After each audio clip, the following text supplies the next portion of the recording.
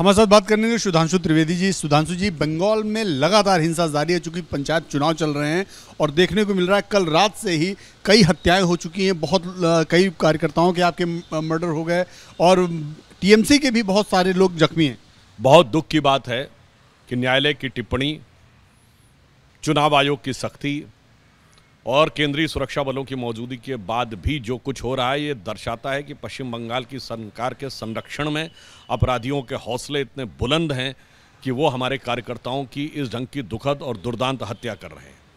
मैं साफ साफ कहना चाहता हूं कि जो कुछ हो रहा है पश्चिम बंगाल में, वो आज ही नहीं हो रहा, वर्षों से हो रहा है और वो लगातार बढ़ता चला जा रहा है। मतदान, चुनाव लोकतंत्र का पर्व माना जाता है, पर ऐसा रक्त रंजित पर्व सिर्फ पश्चिम बंगाल में ही देखने को क्यों मिलता है? उसका कारण यह है कि वहां की सरकार हिंसा के द्वारा लोकतंत्र का गला घोटकर अपनी सत्ता बना के रखना चाहती है।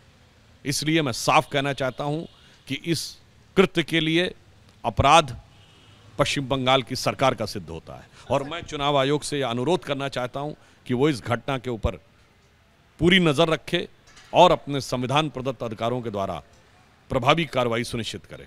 सर, ऐसा क्यों होता है कि जैसे ही चुनाव आता है, चाहे पंचायत चुनाव हो, चाहे विधानसभा चुनाव हो, चाहे लोकसभा चुनाव हो, चुनाव के ठीक पहले इस तरह की हिंसा शुरू हो जाता है बंगाल में? बिल्कुल वैसी स्थिति है जैसा मुझे 90 के दशक का बिहार याद आता है।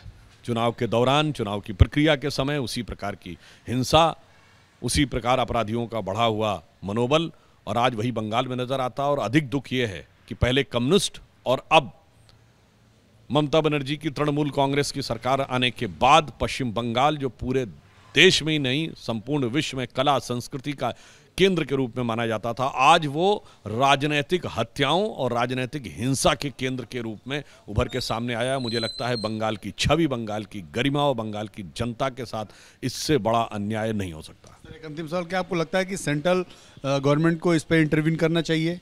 देखिए, इस विषय के ऊपर पूरी संवेदनशीलता के साथ राज्यपाल महोदय भी कार्य कर रहे हैं, पीड़ित परिवारों से भी जाके मिल रहे हैं और ये विषय के ऊपर वो दृष्टि रखे हुए हैं।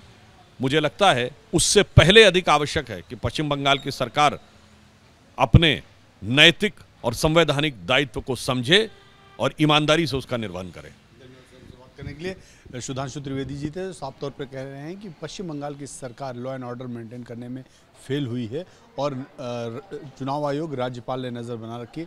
मुझे लगता है कि वो सब अपने दायित्वों का पालन करेंगे। कैमरा मनोज त्रिपाठी के साथ नीरज पांडे, वीपी न्यूज़, दिल्ली।